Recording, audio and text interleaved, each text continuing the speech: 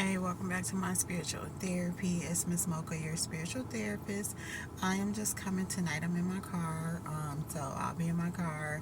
Third shifts this week. Still trying to get the help from this government program is so ridiculous. But even though I'm not, I don't have to be in my car because we do have a room. I still need to be out here so that they can verify that I have to live like this. It's ridiculous, but whatever, God is allowing it, so it's something that He gonna see me through. If He brought me to it, He gonna bring me through it, so I ain't worried about it. So anyway, I wanted to come and real quick give you a verse because I have been, so the way I've been praying is kind of different from what I used to be doing, and just all of a sudden I start expecting God. So of course I've been reading the scripture, reading the Bible, reading the word, and I'm applying it to my life. And so when I talk to God, I talk to Him throughout the day, morning, noon, and night, and in between, and all that. But usually when I start in the morning, or when I think about what I need, I tell God that I am expecting Him to provide this. So whatever His word says, or whatever the verses say, whatever it is that I'm in need of, and if it's in His will and if it's in His word, then I'm expecting Him to provide it for me. And so that's how I pray to Him, and that's how I talk to Him.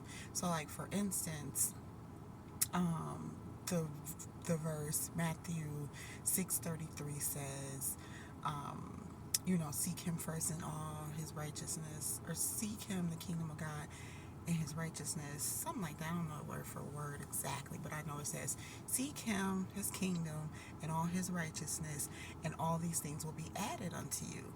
And so, how I pray it, or how I talk to Him, I say, God, I expect you to add all these things onto me because I seek you first, and I seek, your kingdom and your righteousness. Or like one of the verses say, um, and I forgot which one it was, but it says, with humility and fear in the Lord, you will get riches, honor, and life. And so I say, God, I expect you to provide me riches, honor, and life because I'm humble, and I fear you. And so, like, another one would be how He says in Matthew, how Jesus be like, don't take no thought for tomorrow. Don't worry about what you'll eat. Don't worry about what you'll drink. Don't worry about what you will wear. And of course, that's one that is really heavy on me because, of course, I need, we need food, we need drinks, we need clothes, we need shelter and stuff. So, going off of that verse, I say, God, I expect you to provide me with food, and me and my kids with food today. I expect you to provide us with something to drink, not just bring water, whatever. I expect you to provide us with clothing, shelter, because your word says that. So I expect it. So I use His word to go back to Him and say, I expect you to do this because this is what your word says you would do. And so I Googled a verse that talks about expecting Him, and I found Psalm chapter 5 verse 3, and it says, and I use the New International Version, the NIV, because it's helps us understand it just a little bit better. So the verse says, in the morning, Lord, you hear my voice. In the morning, I lay my requests before you, and I wait expectantly. And that's perfect for what I've been doing because I've been, first thing up, praying, meditating, and using His word to make my request. And everything that He says in His word, I bring it back to Him and I say, I expect you to do this for me because you said you would do it in your word. He doesn't lie. His word don't come back void. If He says it, He meant it, and He's going to do it. So that's how I've been praying, you guys, and I promise you, He has been moving. So like I said, I expect you to find us or give us shelter, food, every day, and He's done it. Today, yesterday, I didn't know where we were going to stay, and He provided us with somewhere to stay. He provided enough money for a room for the whole week, just out of nowhere. And then He provided, and of course, He only provided enough for food yesterday. So we checked in yesterday and we have it for the whole week, but we were only able to eat yesterday. So I was like, today, I don't know what we're going to do. I can't keep asking this dude. He not finna help us. And of course, he doesn't. And I had posted a video to see if anyone could cash at me anything to donate. But then as soon as I did that, boom, God made a way, and no one even had to donate. He made a way for us to eat today and the rest of the week. So I was like, oh my God. And I know what changed is the way that I've been praying. I've been praying, telling him that I expect him to do these things for me because he said it in his word. Before, I wasn't praying like that. I would probably repeat the verses, and I would be like almost begging him, please God, help us, please. This time around, I am expecting him to help us because he said that he will. I'm expecting him to do these specific things because his word says that he does. So it's no longer like begging and pleading and crying and all that for him to help, because I know he's gonna. I'm expecting him. It's like shifting from that begging and pleading to having that stronger faith, knowing that, because I had the faith, I knew that he would come through, but I get so desperate so my kids don't have to go through the hardship too hard, and I get to being so desperate to want it to be fixed that I'm coming to the Lord all day, and it's like I'm begging and pleading and crying. Now it's more so of I'm expecting and I'm waiting patiently, and I know it. So even like in this last couple of weeks, my faith has been strengthened more to the point of, I know this is not the end for us. I know this is only a transition to our new life. I know that you're not leaving us here. You didn't bring us this far to just leave us here. No, I know what your word says, and so I have to expect it with faith. You're going to provide for us. With faith, all things are possible. You're going to do what you need to do in our lives to get us where we need to be. So I know all of this is just a test of my faith and a test of my patience and a test of my fruits of the Spirit. And so I'm passing the test, and now I'm starting to pray differently, to pray where I am waiting and expecting him to move, not just waiting and hoping and begging and pleading. I'm expecting him to move in my life. I'm expecting those Bible verses to be true and to come, to pass in my life when I need it to. And every time that I say that I expect him to do something, he does it, and he does it quickly, okay? And we have not been without. Since I've been praying like that, we've not been without. So I'm going to keep on expecting. And then, so I tried to say, okay, so I expect you to bring my husband and my twin flame. Like today, it's so funny. Despite what I'm going through, despite my situation, you said this man was my twin flame. You said that I get a twin flame. You said he was my Adam and I was Eve.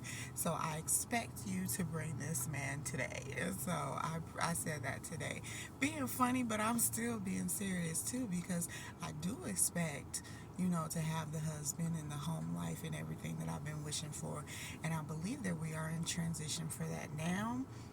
But we got to take it day by day until God works in me and get me through the lessons that he's trying to teach me, and also get me to the blessings that he has set up for me. So I just want to encourage everyone today, if you are waiting for him, because I know I did that video to what was the last video? To waiting on the Lord, the 14 verses to wait on him. But also, with waiting on him, you need to expect that he's going to come through, and expect that he will provide according to his word and his will. So not only are we waiting, we are also expecting. By faith, we will have what it is that we're waiting for, as long as it's in his will. And if it's, the regular things of God, him providing us with riches, and him providing us with a stable foundation, children, homes, husbands, wives, whatever, all that stuff is in his will. And that's all the things that I'm asking for, things that we feel or we may think are so simple, but not to everyone. It's not that simple. So yeah, that's all I want to say. When you are waiting on him, say your prayers, do your praying, your meditation, but wait and expect God to provide for you. Don't just be, begging and pleading and crying. I mean, sometimes it does get to that point. It gets like that. I'm not saying don't do that, but I'm saying you don't have to do that, because that's what I was doing. Well, I haven't been crying so much because how high vibrational I am now, how close I am to him now, he won't even let me cry. I may shed a tear, and then I go back to like, girl, you tripping. You know God got you. It's just, the moment it gets you, the toughness gets you, but then I shake it off because I don't even got time to cry. It's like I got to be on the move. I got to keep my faith. I got to stay strong. So, my kids are watching me, and they're trying to stay strong themselves, and they don't understand everything. And so I got to be there to be the role model, to show them that God has got it, and I can't be breaking down, so that they won't break down and be worried. So yes, all I'm trying to say is you don't have to beg and cry and plead nothing. All you have to do is have the faith and tell God that you are expecting him to do what he said that he's going to do in his word, and actually believe that he's going to do it, and he will. I'm telling you, he will. This God, our God, my God, their God, everybody's God, he brought me, a long way. He opened up the door for me to have things that I couldn't have myself, that I couldn't do myself, that I can no longer do. My hands are off it. It's like he wanted me to move out the way so that he can control it. And so he's put me in this position where I can't do anything but take my hands off and let him control it. So as soon as I start praying where I'm expecting him to move, he's moved, and now we have a room for the week, and we have food for the week. We have everything we need for the week. And so I know that his verses, when he says that he'll provide all of our need according to riches and glory in Jesus Christ, he really means that, and he really does. Even though we can't see it, we don't know how, we don't know when, where, none of that. We don't need to worry about that. All we need to do is trust. And so that's what I'm doing, and I encourage everyone else to do it too, because it definitely works. Having faith and having that trust and being obedient will move mountains. Like, you will be so shocked to see how it works out with you not having this or not having that, not having money, not having the things that you think you need to make something happen. You don't need anything as long as you have God and you have the faith, and the obedience and the trust.